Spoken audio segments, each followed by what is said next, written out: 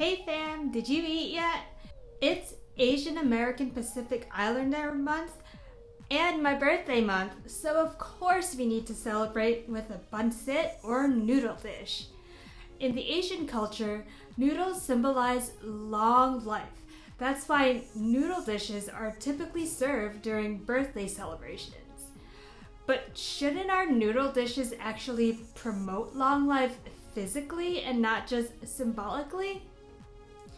Today, we're going to look at what makes up the Filipino pancit bihon guisado dish to see exactly which ingredients are contributing to the decline of our health instead of improving and furthering our longevity. And for my fellow lupus warriors and everyone else fighting off chronic diseases, this is for you too. #long life. But before we jump into it, don't forget to subscribe to my channel and hit that bell icon so you'll always know when I put out new videos.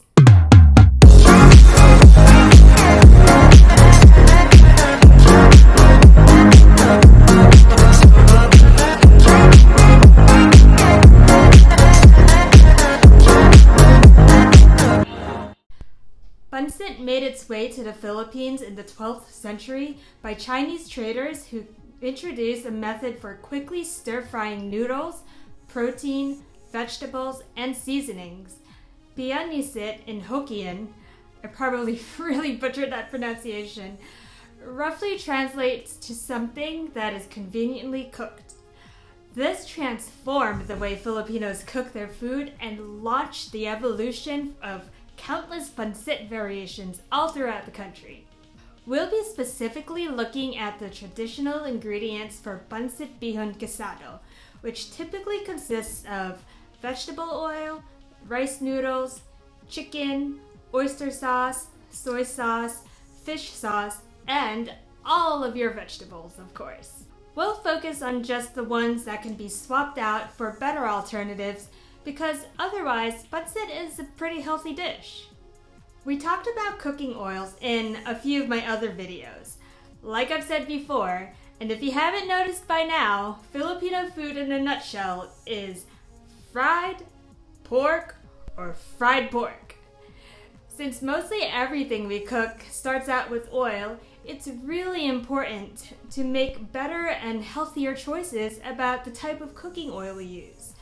Like I mentioned in my other videos, processed oils like canola oil, soybean oil, and palm oil are super inflammatory and can lead to numerous chronic diseases like stroke or heart attack, and it doesn't help for us autoimmune people as well either.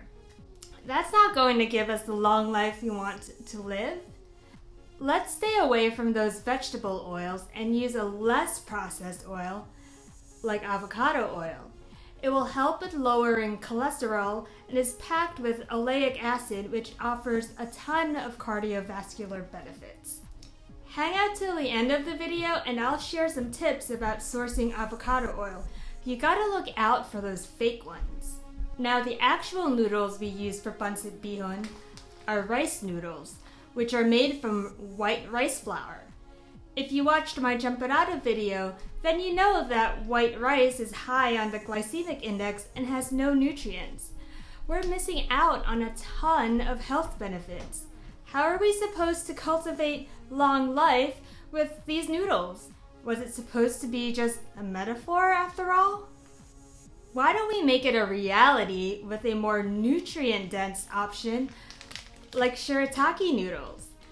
These are made from glucosamine, which comes from the konjac root.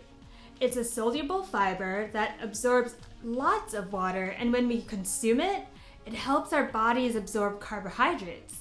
So when we eat shirataki noodles, we actually feel fuller longer because of the delay of the nutrient absorption in our bloodstream. How many times have you eaten pancit and felt so hungry 30 minutes later? I know I have. For our protein, we typically add chicken. And if you watched my TAPSILOG video, then you'll remember that we don't just source any kind of chicken. Read your labels carefully and know how your chicken was raised. Free-range chickens, sadly, aren't really free. They have access to the outdoors for about 2 hours a day, but they're still raised in a barn packed with 30 to 40,000 other chickens. They're treated with antibiotics, they have a sedentary lifestyle, and they take only about 6 weeks to be bred before being slaughtered to be sold to the markets. Organic pasture-raised chicken is what you want. They live outside 24/7. They're free to forage in the grass for bugs, worms, seeds, or anything else they naturally eat. And the farmers, they don't treat them with any drugs or GMO soy feed. They have a more active lifestyle and are also slow growing, taking about 11 to 13 weeks before they hit the grocery stores. Now on to the sauces. Oyster sauce is made from oyster extract, caramel color, cornstarch, MSG, and a whole laundry list of other ingredients, depending on which one you pick up from the Asian store. There's a buttload of sodium in 1 tablespoon of oyster sauce that makes it just impossible to abide by the American Heart Association's recommendation of just 1,500 milligrams per day. And by the way, MSG has been linked to obesity, metabolic disorders, and its detrimental effects on our reproductive system. So just stay away from MSG or anything that includes MSG. I've yet to find a really good oyster sauce in the grocery store with clean ingredients. It's a real challenge to find.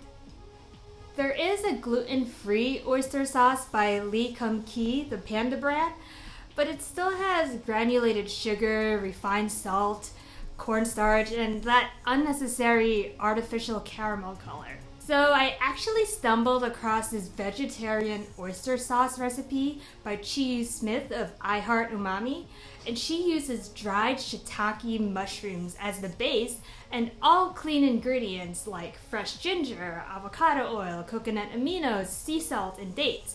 I'll leave a link in the description below with her recipe so you can make it as well.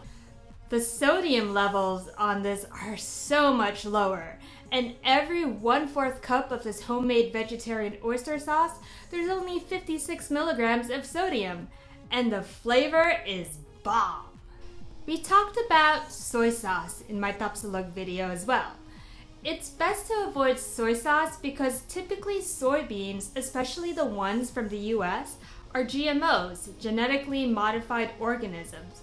GMOs are not natural, and they are grown with Monsanto's Roundup Ready seeds, meaning they have been genetically modified to grow even when glyphosate weed killer is sprayed on them. I don't think you want to be eating weed killer now, do you? Bragg's liquid aminos is derived from non-GMO soybean protein and water. Just 2 ingredients. There's no artificial preservatives, no alcohol, no fermentation, no added table salt, and it's gluten-free. The sodium is still a little high in my opinion, but if you want an even healthier option, go with coconut aminos. Coconut aminos is a great alternative for soy sauce or liquid aminos if you want to avoid soy altogether, but it is on the sweeter side. Definitely check out my TAPSILOG video where I compare soy sauce and coconut aminos. So there you go! A PANCIT BIHON guisado dish that is nutrient dense and will actually further your longevity. The word guisado comes from guisa, which means saute or stir. Now that we know not to use highly processed vegetable oils and that we should opt for an oil like avocado oil, we also need to be aware of the avocado oil scam.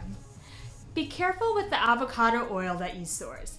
There are some avocado oils out there on the market that are oxidized, rancid, expired, and doesn't even contain any avocado oil at all. Some are mixed with other oils like soybean oil, which is exactly the oil we want to be avoiding. According to a recent study, only 2 brands produced pure and non-oxidized oils: Chosen Foods and Marianne's. It's best to source the avocado oil where the avocados are from Mexico and produced in California. we can get great deals on avocado oil from Costco. This 2-liter bottle of Chosen Foods avocado oil is only $19.99. It's such a great deal. Be sure to check out the second part of my PANCIT BIHON guisado video where I'll show you how to make this dish actually promote long life. Let's make this metaphor a reality and live longer, healthier lives. Until next time, ingat!